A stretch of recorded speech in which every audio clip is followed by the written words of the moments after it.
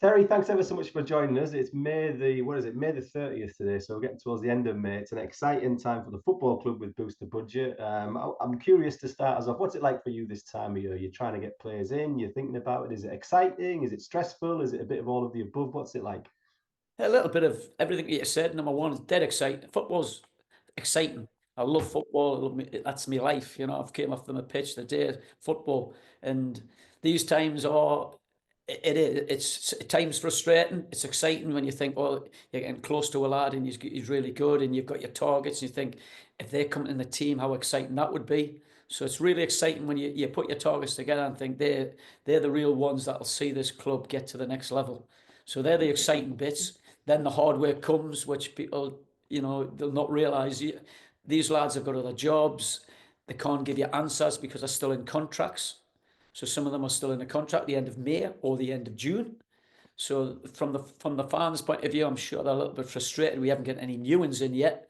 It's just I can assure you, it's the last few weeks has been flying in our little meetings, talking to people non-stop, little Zoom calls, the lot. We're full on. We're really, really hopeful, but we cannot give any names because something just turns like yesterday. We're sort of speaking to three or four, really going well, and we think they're in good places. But you can't say he's going to come, because you just never know. So you've got to wait until the ink's dry, as they say, on the paper. So I think that's what the fans bear with us. We're excited if we get everybody through. If we can it, we've still got lots more. I think that would still be a good fix. That would still be a good fix. So we're So, doing so everything possible. And yeah, we're enjoying it, but at times it gets frustrating. So let's start there then. Let's start with the ones that we do have dry ink on dry paper with Yeah. so far. I've got my little list here. I think I've got everyone. We've got Ben Headley, Callum Griffiths, Toby Lees, Will Hatfield, Tom Platt, Will Madison, Cedric May, and Jack Maskell. So lots of familiar faces and a good spine out of that one. There'll be some players I think you're still talking to. I won't ask you for like an individual update because it's obviously private conversations and stuff like that. But there's still some that you would expect to come in, hopefully all being well from last season as well. Yeah, the other four lads, I think everybody knows it's four more. We're very, very positive in hoping that all four will be with us. We've spoke to them all. There's different reasonings behind some. Like, some are very, very close. It's just a matter of a tweak here or there. Some have been on older, etc., etc. But we, Steve and myself, are really hopeful of getting all four across the line. But again, things can change. They get a phone call out of the blue, and you just never know in football. But we're very, very hopeful on the conversations we've had with all four. Have been really positive. So hopefully, like I said to to the fans that will listen to this, bear with us. We're hopefully pretty close, and news will come out as soon as we get the ink on the dry on the paper. You'll get 100%. Yeah, so we're pretty hopeful on them four, definitely. Yeah. Brilliant. And then when we sat down, it seems like 5 minutes ago, but we sat down, you and I, about this time last year, and you produced a long list of players. You didn't tell me who was on it, but you said you had a long list. I think you said there was 30 or 40 players and targets on it. Is it the same this year? Have you still got that sort Same. of depth? Have you I'm got not the, going to flash it. I'm not going to flash it because somebody may take a quick screenshot, but it's there and gone.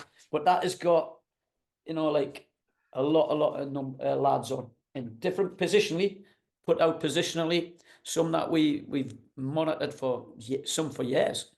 So sometimes you've got to wait 2-3 years before you get that player that you really like that will help this team. Um, Others, like I said, they're in contracts. Others are real like massive wish lists. We think, yeah, we'd like them, but we've got a big list. Every time we play a game, we're looking at the opponent, obviously, but when we play them, we're storing what we think a player that could help us and we like. And then when we see them again, when they play us, and then you monitor them and you jot down players. That's like that. Then you obviously Steve's got good contacts. I've got good contacts. So yeah, we've got a lot of players on there, and then you've still got the loan market, which we've got a strong, strong relationship with Sunderland, Middlesbrough, and Newcastle. Now, people will think, and I'll say what maybe they do think. Oh, the two lads work in Newcastle, but we haven't got one yet. I can assure you, we speak to Newcastle every day. Premier League clubs is different, and Sunderland will fall into that this year as well. You can only take loan players in the window. So Sunderland, we've got a meeting lined up, hopefully, to go over and see their academy manager to chat over with him what they're thinking. but you can only do them in the window. So they're slightly different. But all three clubs, we've got really strong relationships, and not just the three local. We speak to Leeds. We've got a lot of people that we know in the game. So you've always got them, but you'll never get a loan player over. Like Flinty's the prime example. Yeah, Chip got off when we played them in the friendly. yeah. And so we're looking to get this lad. We really think he can be a player. We want to get him out there, have a good look at him, and see what you think. So there's one. What I mean? That's for the loans. That's how long you got to wait for them. But And yeah, list massive. that's a good example, Terry, of the loan market, I guess, isn't it? If you review that loan, because it was excellent for us because we got a good young player in a position where we had an injury for a long part of the season as well, who performed really well. But it was good for Will and it was good for Doncaster as well because it gives exposure to that young lad. I think he played 43 games or something around that level. I mean, that's a really good example to go and share, I imagine, and what you're looking to try and replicate. Oh, without a doubt. And number one, you've got strong relationship with Doncaster now. The clubs will trust you because you get some young lads go to clubs and they don't get a good experience. Then it'll be very difficult for your club then to go back if they haven't had that. You know what I mean? And I'm not saying just because it's a massive success. It's the whole package of how you treat these young lads. You know what I mean? When they're there, etc., etc. But yeah, Flinty was a fantastic one for her. Obviously, we had Matt Young the year before. You know what I mean? Sam Hodgson came in and done really well towards the back end of the season. We haven't had many loans. I don't want to reel every single one off. We haven't had many that have thought, wait, it didn't quite work. There's one or two, but we quickly don't put them on a shelf, say, and just keep them. We're dead fair. We want to be honest. If we bring a young lad in and we didn't think he was going to get enough game time, we speak to the club. You know what I mean? And so that relationship's got to be good both ways. Like Doncaster were delighted. He's had massive development. They know now they've got a chance. He was sub, wasn't he? When they called him Yeah. back, got on the bench once, unfortunately, didn't get on the pitch. But yeah, that great experience for him, but it was great for us and what he done to help the team last year. Just a question I asked Steve last week. I'm interested in your take on it. How close in spells last year do you think we were to the type of team that you and Steve want to put out? Because I didn't think we were that far away at times in the season where we got people back from injury and stuff like that. But is that just my optimism as a Darlington fan, or did you and Steve think, you know what, we're getting close to what we want here? Yeah, well, I think you can tell to answer your question, yes, we're very close because if you look, like we've just reeled off 8 definites, with possibly 4 more. That's 12. Right, I can assure everybody we'll not be going over 18, and it might even be only 16, and we're waiting then for a couple of loans. So I'm being honest here with the fans. Don't expect 7 or 8 brand new faces because we think with what we've kept, and then maybe 5, 6 more, we'll have what we think will get to where we want to be and challenging for the playoffs this year. So it's not going to be 7 or 8 players we're waiting for. That's why, like I said, we're only going to be bringing in 4 to 6 because if all 4 of the other lads sign, you've then got 12. Maximum we're going to have is 18. That's 6. So there's the maths for everyone. And the other thing on that, we might not get it 18. Like Will Madden's come out our 23s last year because we think that's potential. And there's a couple of others in there that were very, very close. And that's a great link to us. Now the lads, I've got a meeting with the lads tomorrow, actually, going down to see them, to see this, like how we can keep that going in a positive way because we want to get them some exposure, etc. So to getting back to your question, very close. We were in the playoffs at one time. I know we're a couple of games ahead of people. If injuries hadn't have been, every team will have that what if story. We had a bad spells of injuries, didn't help, got too many draws. So yeah, very close, and I think that tells you by the amount. It's not like a wholesale change of a brand new team and then because you're starting from scratch. Yeah. So as we said at the top, it's Booster Budget Month and it's closed tomorrow at midnight. So we just had a little chat off air there. So I think we're currently, the last time I looked, I think this is Friday afternoon, we're just about 133,000 of 522 pledges. So fantastic progress. Still a bit of a gap to make to get to where we want to get to, but also last year we had 800 and odd pledges as well. So there's still some people out there, hopefully, that will invest. And we know the last day of last year was crazy as well. But first of all, as somebody who's been in Northeast football for a long time, what do you make of it all? What do you make of Boost the Budget and the fans' commitment to producing that level of investment in the team? Absolutely magnificent. Honestly, I used to watch from a distance, obviously, and think, wow, what support. That tells everybody, if watch, not just myself and Steve, we're the benefactors this time. The support that they've got for their football club is absolutely outstanding. Do you know what I mean? For them to put the money in, they're part of a football club, and they're willing to say, yeah, we love this football club. We watch you, we travel with you everywhere, etc. But then to put their money into the club as well, I just think it's magnificent what they do. It's just astounding. Look, we are so grateful for whatever we get. The more we get, the obvious you can get bigger, better players. Who knows? Nobody knows on that one. So whatever the number comes out tomorrow, it's been an unbelievable effort. But I can assure you, we'll spend it the best we can. And if we get that up to the 180, which would be unbelievable again, because they've actually beat last year by 1,000. I think it was something like 179 or something. I think they just rounded it off this year, one extra, which is still, like I said, absolutely magnificent. We cannot thank the fans enough. It just so shows how much passion and love they've got for their football club, I think. Yeah, no, I feel the same, and we're so proud of it as fans as well. And I asked Steve what his aspirations were. Well, I don't know whether you watched the interview or not for the season, and he mentioned the P word. Actually, in fact, he mentioned two P words. He said playoffs, but then he also said promotion as well. But I don't know if anyone caught up on that. But obviously, in life and in football, nothing's guaranteed. But do you share the same level of optimism, I suppose? And I'm not going to tie you into a position or anything like that. But if we can get somewhere there or thereabouts, do you think we'll have a competitive crack at it next year?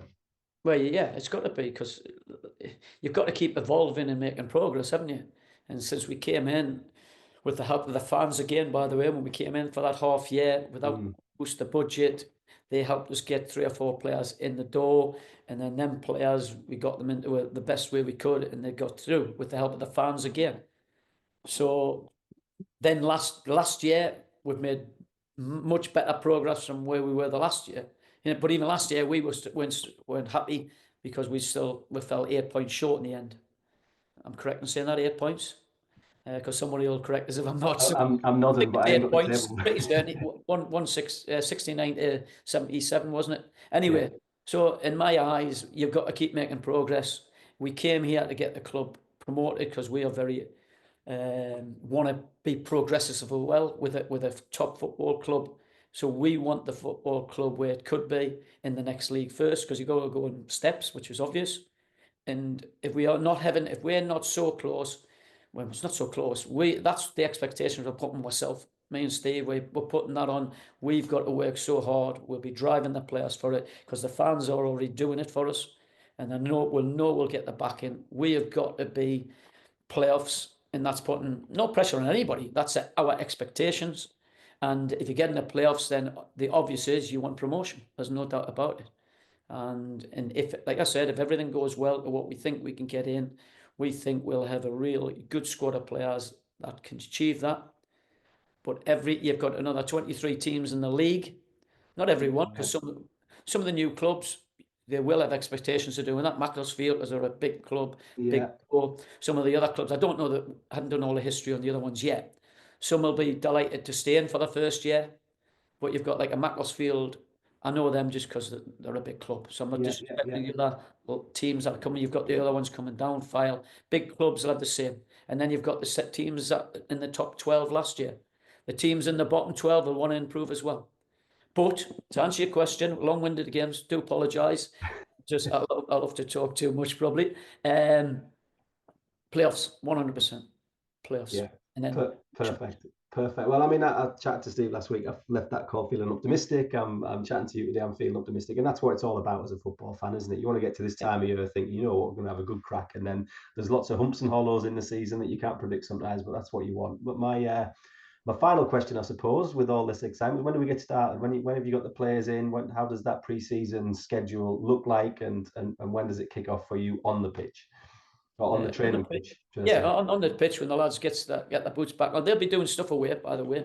You got most footballers now are really look after themselves. But officially with Darton, Thursday the 3rd of July, we've got 6 of the 7 friendlies booked in. We're waiting for one more. I know we've been drip feeding the away ones. You've always got to wait for the bigger clubs to try to get them to come to us. And that's that's life in the pecking order we're in. So we're hopefully going to get some good home friendlies. So that'll be the schedule. We've got facilities booked. However, I am meeting the youth lads tomorrow to chat youth, but also to go and see some grassed areas close to Darlow, because we would like to get on to a grassed area for pre-season if possible. If not, Yeah. we've Eastbourne booked. Yeah. It's all booked. All the dates are booked. But so the planning for pre-season's just about done. Then the planning becomes to which we're always looking back at last year. What do we need to get better at to keep focusing on different things, etc. The sessions that you're going to put together, the planning of what you're going to do leading into the first game to make sure you get your lads, the fittest they can be, ready to go for that August the 9th, I believe. So yeah, so we're looking forward. Obviously, the middle of June's exciting, isn't it? When the fixtures. Sorry, it's late July, isn't it? Yeah, Later. it's neither. I think it's somewhere in the middle. I think it's somewhere There you go. early July usually. Yeah, so that's another date to be thinking of. But yeah, we'll be back in by then. That was right. We probably got we had 3 attempts at that. We probably all got it wrong, but the fixtures will be definitely out at some stage, and that's when it gets exciting to you. Yeah. 2 point. Oh, brilliant! Thank you, Terry. Thanks ever so much. Thoroughly enjoy listening to you, and leave the call really excited for next season. Thanks very much, and we'll see you. Well, I won't see you maybe, but the lads will see you on Thursday, July the 3rd. Then. Yeah, see you then. Thanks for that. Thank you. Take care. Bye. Bye.